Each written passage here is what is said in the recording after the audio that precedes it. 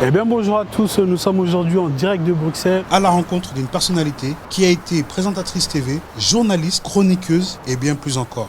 Cette personne n'est autre que la députée européenne Mónica Somed Gonçalves. Suivez-moi, nous allons lui poser des questions. Qui est Mónica Somed Gonçalves? Donc premièrement, boa tarde à tous. Je suis Mónica Semedo. Mes parents sont originaires du Cap-Vert, de Santiago, de Santa Catarina. Et moi, je suis née au Luxembourg, où j'ai aussi grandi. Et ce qui était bien d'avoir grandi en Luxembourg, c'est que j'ai pu réjouir d'une bonne éducation et vraiment d'opportunités. Égalité des chances, c'est très grand au Luxembourg. Donc une bonne éducation m'a menée à l'université où j'ai fait un master diplôme en sciences politiques, russes et espagnoles. Et après, j'ai travaillé comme presque 2 décennies, plus que 2 décennies, comme journaliste et présentatrice à la télé nationale luxembourgeoise.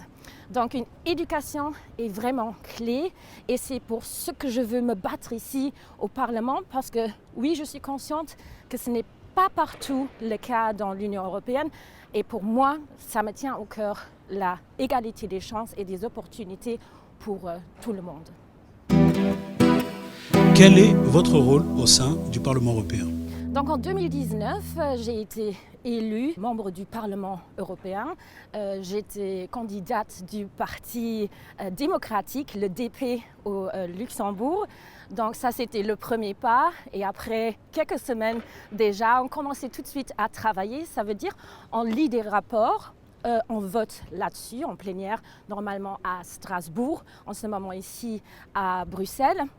Et mon travail, à part de voter, consiste en m'informant, mais aussi de pouvoir influencer ces lois européennes sur lesquelles on va voter en plénière. Ça veut dire que ma propre expérience, l'expérience de ma famille, mais aussi l'échange avec les citoyens européens, ça peut influencer une loi européenne parce que c'est les lois pour les citoyens européens et pour rendre la vie plus facile. Donc ça, c'est exactement mon travail et je dois dire que c'est très enrichissant de voir après dans un rapport ou dans une loi quelque chose qu'on a ajouté.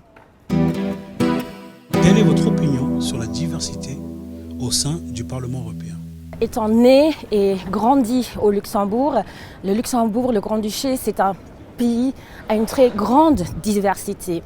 50% des habitants n'ont pas la nationalité luxembourgeoise. Il y a 170 nationalités qui vivent ensemble paisiblement. Le Luxembourg est un bon exemple pour la diversité aussi européenne et qu'on puisse vivre paisiblement ensemble. Par exemple, au Parlement, il y a 3% de personnes à peau noire. Ça aurait dû être 10%.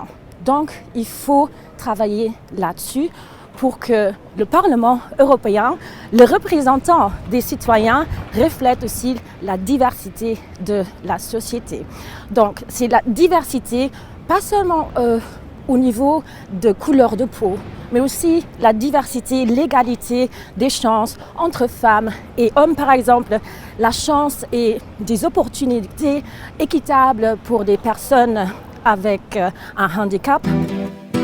Avez-vous un message à transmettre à la jeunesse? Ce qui me tient beaucoup au cœur, et ça c'est un message à la jeunesse européenne, à la jeunesse capverdienne partout dans le monde, engagez-vous en politique. Soyez critiques et votez pour les candidats qui vous représentent, qui représentent vos intérêts. Vous avez votre futur en main, donc engagez-vous et je vous dis muito obrigado à tout le monde et on se verra bientôt. J'espère, bonne chance. Merci à vous, Monica. Muito obrigado et à bientôt.